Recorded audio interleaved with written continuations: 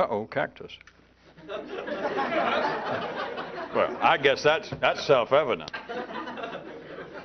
For all you people who recognize the great international conspiratorial significance of a cacti, hey, you caught us.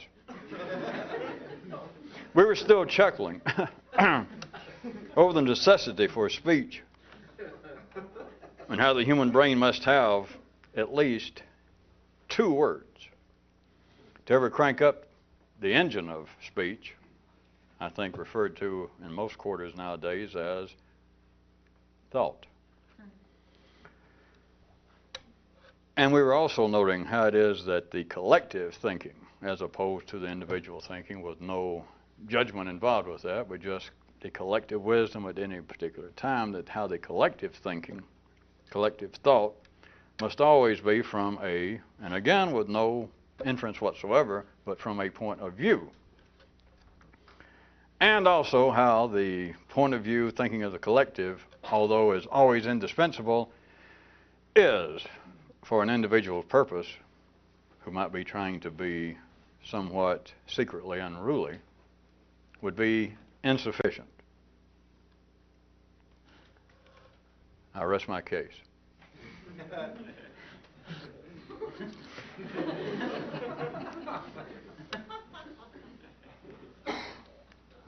Well, I thought we'd take off a little more since we sort of ended up there, that we were talking about how it is that there is,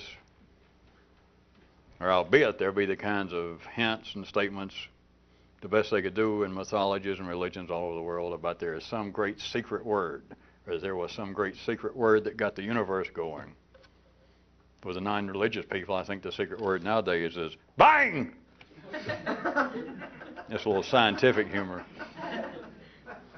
Well, what the hell, you know? Even the Jews and the Christians, all they say was that, you know, God or Jehovah said the word, and everything got cranked up. And even though, you know, they won't say that they know what it is.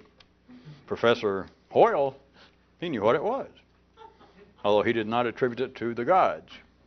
But it was bang, which, at any rate, seeing as how that cleared it up,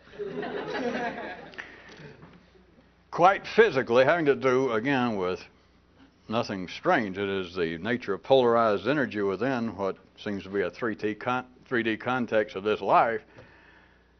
The intellect, neither the intellect nor anything else can operate in some kind of monadic mode, that there has to be, in the same way as electricity, as all chemical reactions, as all laws of physics, has to be in opposition to something else. Quite literally, it is not psychological, it is not linguistically based, or it's not limited to that.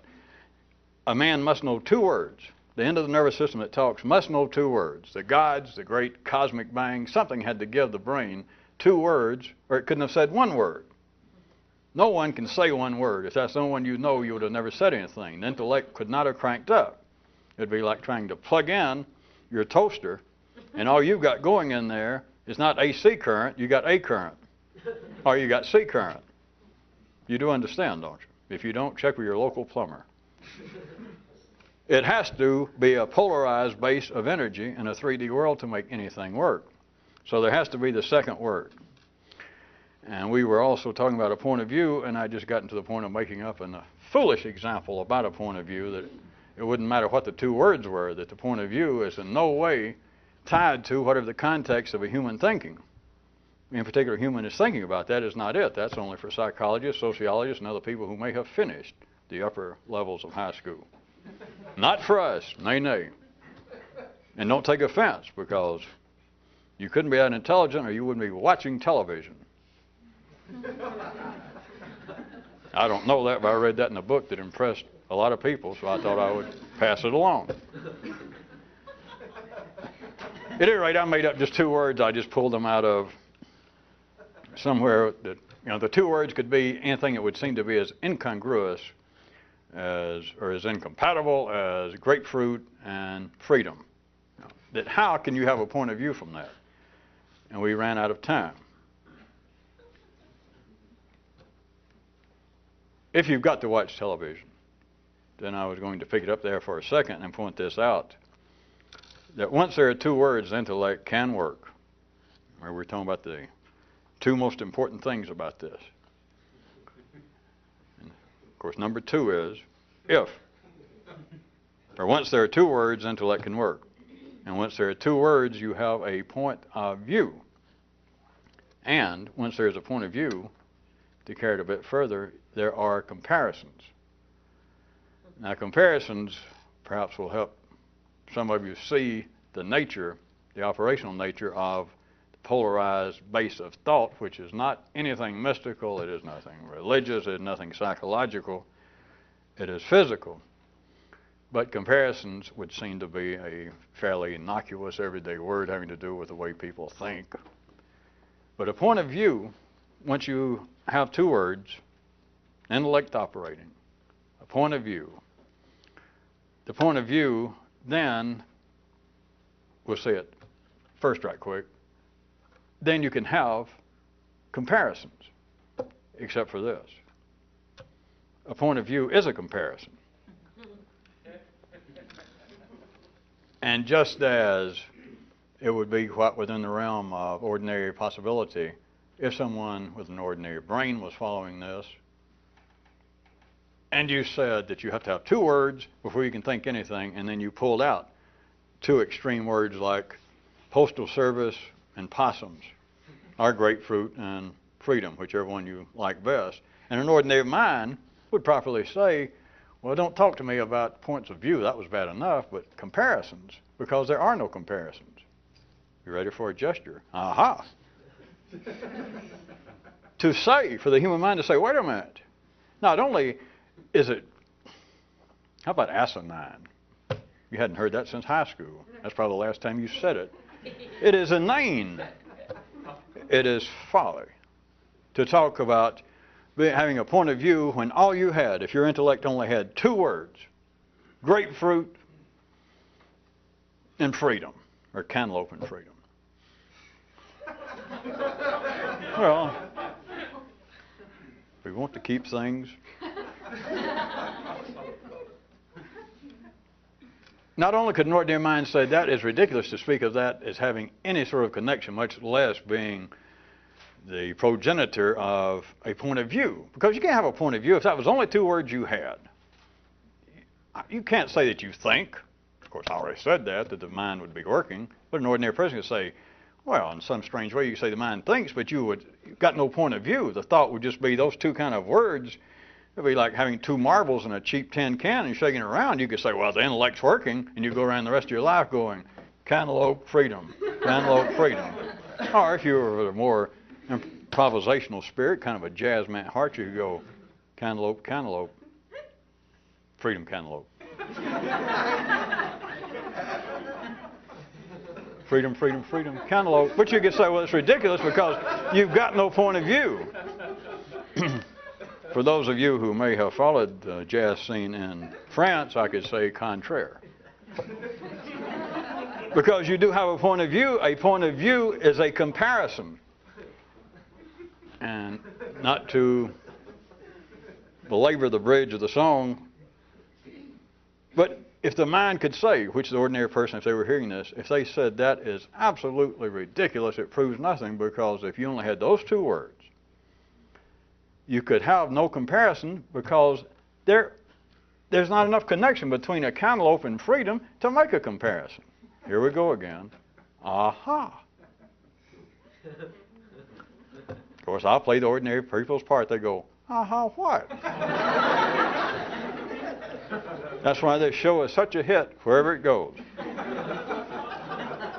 You know, sometimes, especially when we had Fred and Wesley, those two singing boys, well, I just remembered Wesley's guitar, he dropped it, and he had it tuned and welded in place, and the weld broke.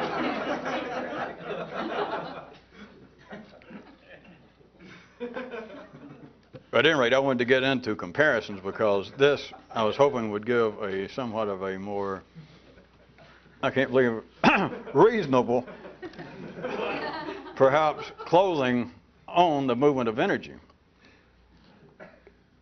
And to begin with, I'm not using comparison in any sort of unusually weird way. But comparisons amount to a point of view. And one more time from last time, anyone who didn't see it, point of view has nothing to do, it's not what the ordinary mind would want to say, well, if by point of view you mean undue bias, untoward prejudice. It's not untoward, it's not undue, it's not irrelevant, and it has nothing to do with the ordinary byplay between people of there being an attack over one's point of view as it being too weighted in one direction. To accuse a Republican of being too conservative in the American political scene. That's not it.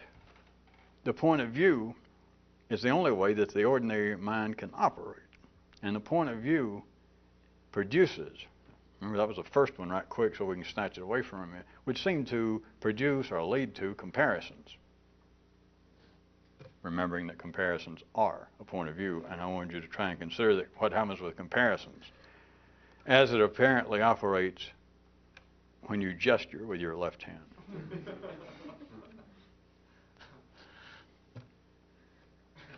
Comparisons become the intellectual. They become the intellectual / verbal focal point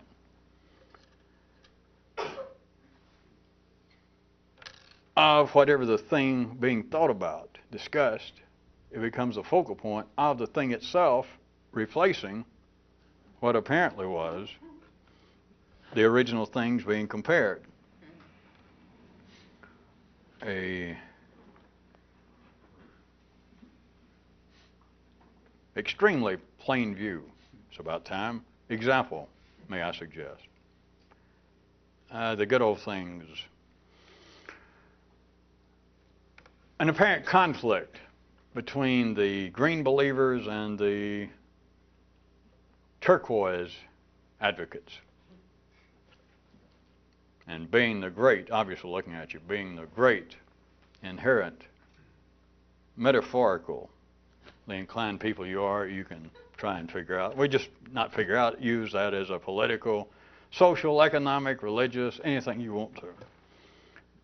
But the world is continually filled in what appears to be out there with conflicts over differences. Because obviously no one would have a conflict over no difference. So you have a conflict between the greens and the turquoise believers.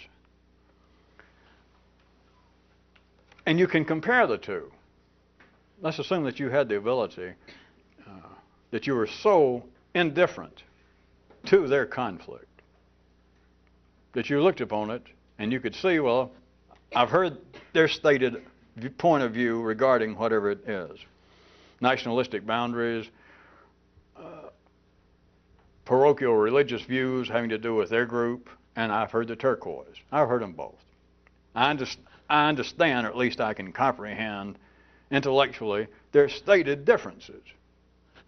Assuming the conflict is alive, assuming it's not just a flash in the pan, that the conflict stays alive enough nowadays, let's say, to become part of the news system of this planet. The comparisons, the conflict, the comparisons, the differences between the two become the focal point of the conflict. It is the differences between the two. The fact that there are differences between the two as opposed to whatever the apparent differences were to start with.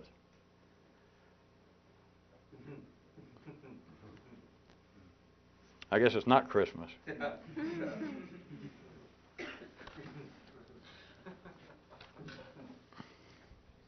Once you have an alive conflict on this planet, which is a kind of, as always, energy exchange within a finite topography, in this case, 3 dimensions.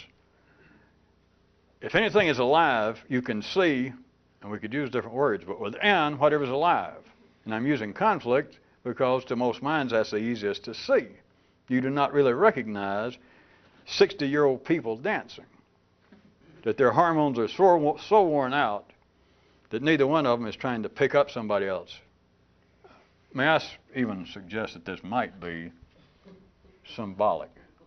But these two old people dancing, no one notices that. What you notice intellectually, you look around the ballroom, and there's a couple of guys over there with knives, at least nearly out of their pocket, ranting and raving about something. And of course, you can guess it's probably over women, it's over dope, it's over, hey man, you stepped on my foot. What are you looking at?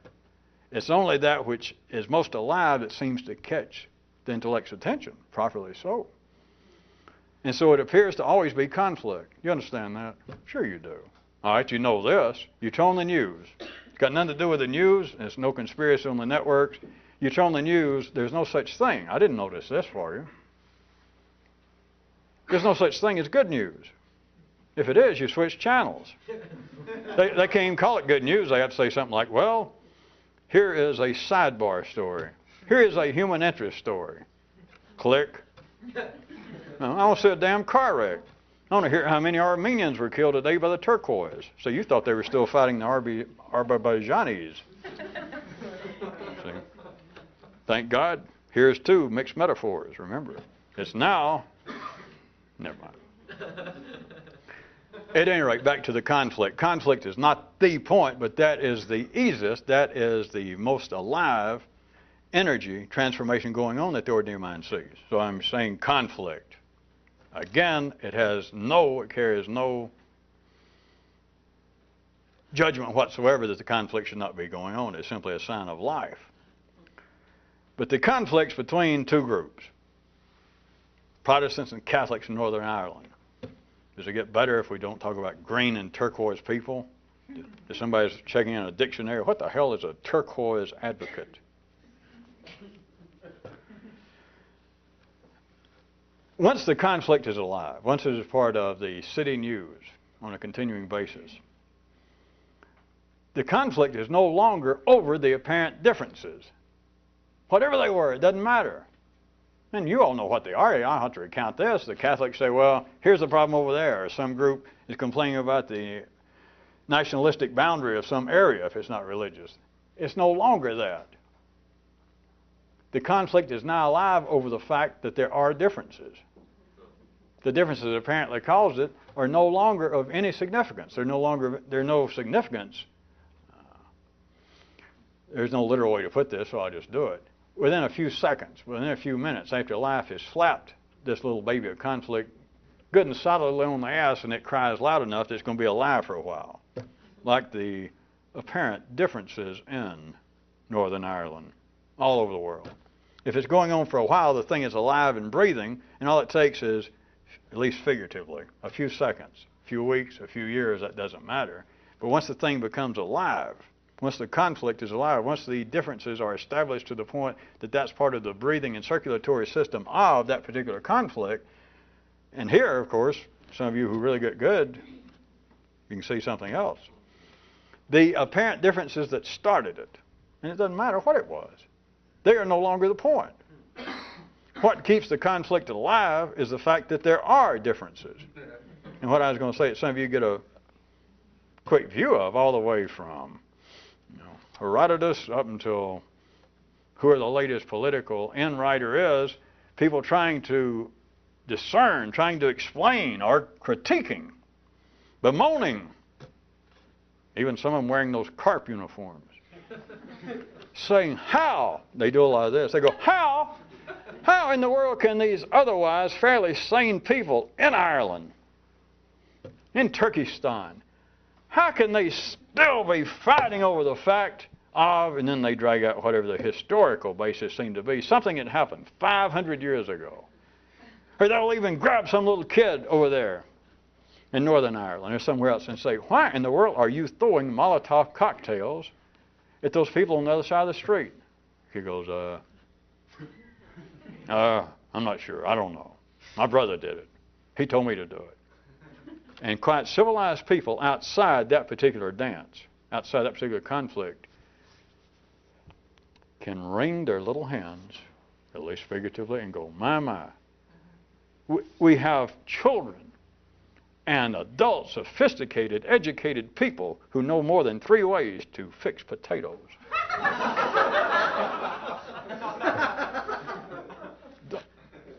No letters from Ireland. How can they still be fighting over this? Or how can we believe? How can we even suspect that the world is not coming to an end within the next couple of weeks? When we have people fighting each other, killing one another, children, women, and they admit that they're not even sure why they're doing it. There's nothing strange. It would really be strange, which will make even less sense, if a continuing conflict, that there were, just from an ordinary view, that there were active participants in there that from an ordinary view are intelligent, sophisticated, insightful, who did know. That's when you should be frightened, because that would be getting close to, this is off the track, but if you want to see it, this would be getting close to another area that some of the knickknacks in life like to think about willful evil. That'd be close. What it'd really be, it'd be willful stupidity. But if it makes you feel better to think, oh, willful evil is coming to town, either that or Ozzy Osbourne. I don't know. I don't know which I dread the most. The coming apocalypse or a cheap heavy metal band. I didn't say that. I was just repeating something I heard.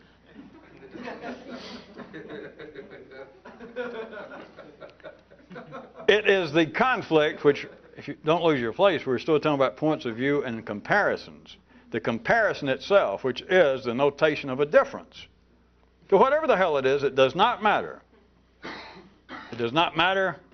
The Iraqi says the line should be drawn here, and the Kuwaiti says no, it should be over 10 miles that way. Or the Catholics say, you know, we should be worshiping this way, and the Protestants say, no, we shouldn't, some other way. Now, certainly, there are those, if you say, why are you fighting? They will say, well, wait a minute, we have a good historical basis, and here's the problem. But the participants, that is, the actual movement of energy within any conflict, is based upon differences, as they call it, which is a matter of comparisons. You know that. If there were no comparison between the violent factions of the Shiites in Islam, so we don't continually pick on Christianity, I guess enough free publicity, as opposed, if there were no difference between them and the more active, athletic factions of the Sunnis within Islam. If there were no comparison, if the Shiites suddenly looked at the Sunnis and their thoughts and went, wait a minute, that's the same thing we think. And they went, yeah, same thing we think. Now, I don't know, they might take a few minutes out, they might, have a party for a couple of days, but assuming that that particular area of life was not about to sort of peter out. If it was going to stay alive, they would party a while, have a little fun, do something, shake hands, have a family reunion, and what would happen? They would look around and they'd think, those Syrians have been giving me the red ass. How about you guys? And they'd both decide they got to go. They would turn on somebody, or they go, what happened? Where were those green believers? Where are they? Do you understand? There has to be, without any doubt, a perceived comparison, that is, differences. But once the baby is alive, once that place is moving energy, the differences are replaced. That is, the apparent initial cause of the difference. And they quite validly will say, from their view, the cause is because you guys did so-and-so, because you believe so-and-so, incorrectly, of course. But there has to be the comparison. But once it gets going, the comparison itself is the focal point. The only importance is that there is a difference. Asking, well, exactly would you spell out in some detail the difference? I understand in general, says somebody, that I read something about Luther and the Reformation. That was before he burned himself up, and Johnny Cash had to get a new guitar player, but that's another story. Oh, Martin Luther! I'm sorry. Somebody could say, well, I know that there's some difference between Catholic practice of Christianity and Protestant. But tell me specifically. Now, there is somebody, you know this, somebodies that can give a detailed historical perspective. Either the active participants or someone making some kind of small living out of teaching and writing about it, about the specific causes, not just religious, but as even now or was interspersed with political scheming in the great days of the British Empire about how this conflict came about. So they can say it. This is nothing to prove. You just got to either hear it, but you do know it even happens right there in front of you on the blessed TV screen. That they will periodically on a slow day go back. For instance, to stay with that example of Northern Ireland, and they'll ask poor little kids, little fresh-faced kids, carrying around guns and knives, why are you attacking and killing other little kids? Because they're Catholic. Well, but tell me more than that. What is it about Catholics? What's the difference in them and you that makes it a matter of homicide? Of course, if you're an ordinary, humane person watching this, you might go, my heart breaketh that we've come no further than this.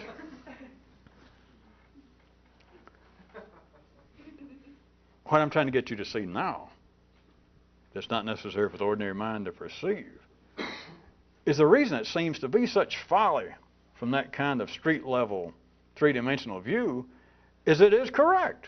The actual participants, now forget the kind of observers making a living off having to keep the history in the scorebook, that's another occupation and hobby.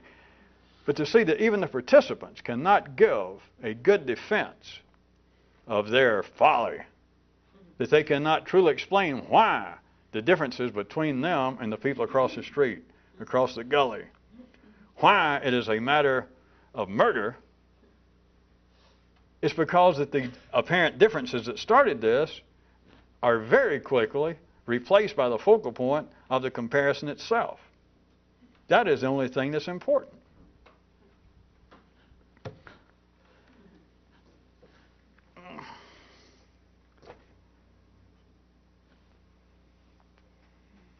Well, we got 5 minutes. We can wrap up the human brain now that we've wrapped up.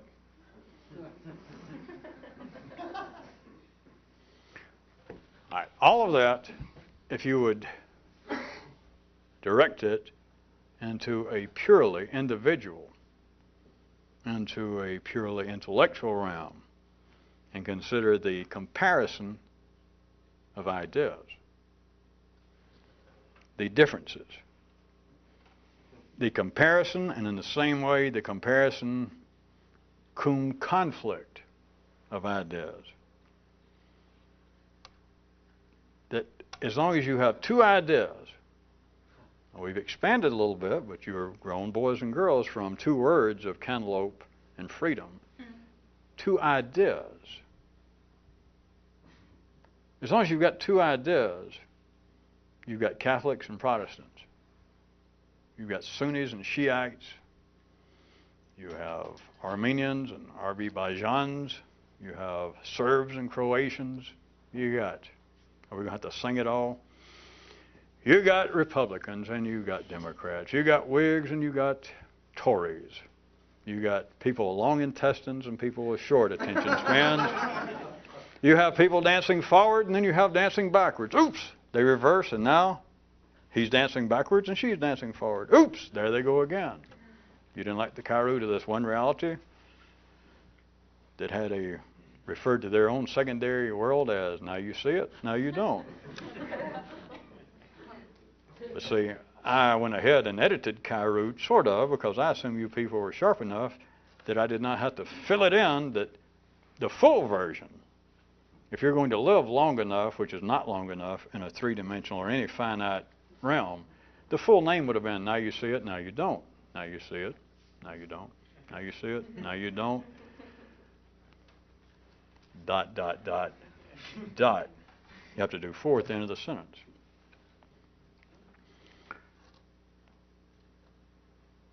If you can forget, which I'm sure you can.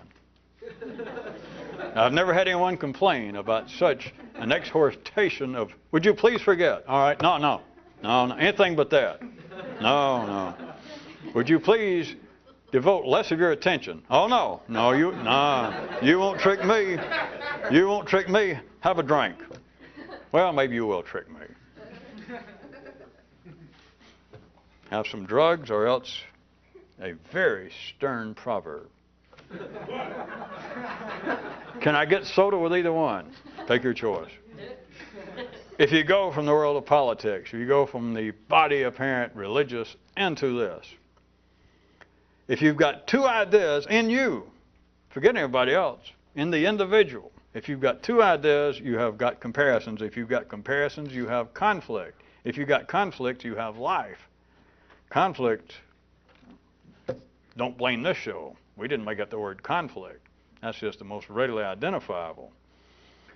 But if you have got comparison of ideas, it will produce, if you've got to look at it for the time being in a sequential manner, it will produce conflict.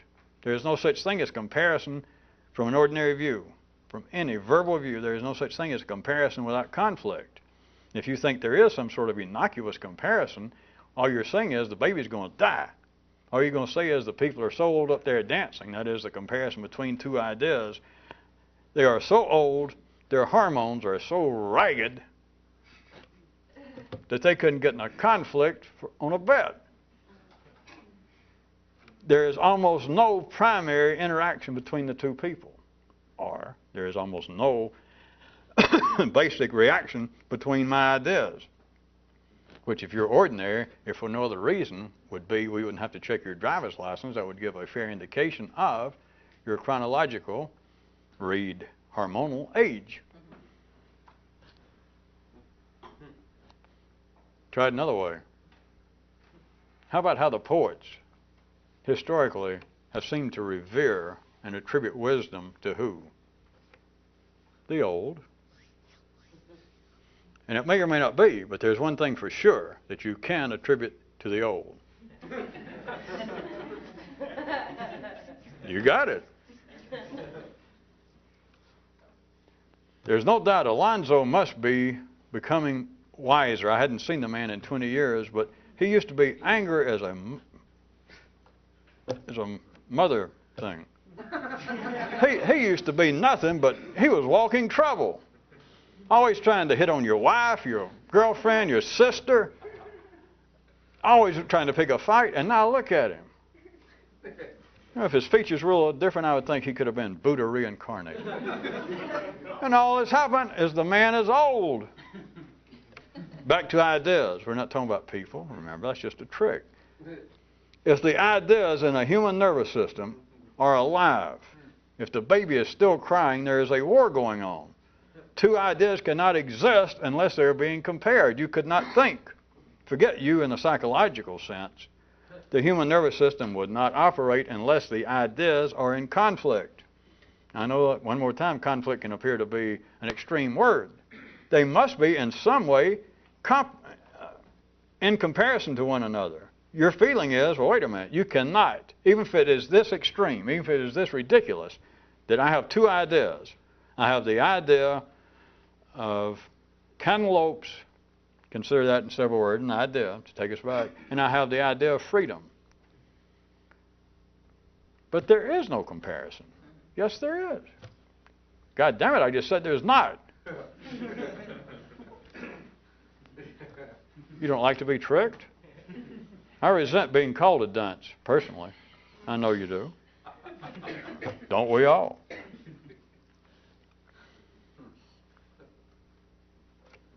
What appears to be the conflict out there is, as always, a sign of raging health.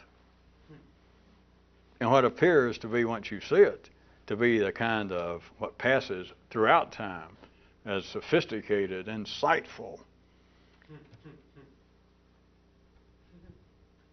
critiques of human behavior, if they had wide currency from one individual, that sort of censure, that sort of criticism is really a sign of the man coughing. That is not a sign of extreme health. You follow?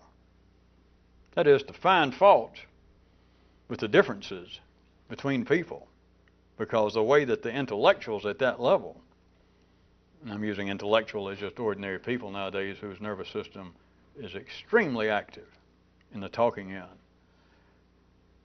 to find fault with the differences between people ends up being exactly what I've described, is that sort of intellect says the differences are indefensible. That may or may not be. But the evidence of a very, very limited view is not to understand that the differences themselves are now the basis of the dance. They do not have to be defended. A man breathing does not have to be offended. A man thinking, a man's blood who runs down and then up, I certainly hope so, that does not have to be defended. On this high, breathtaking note,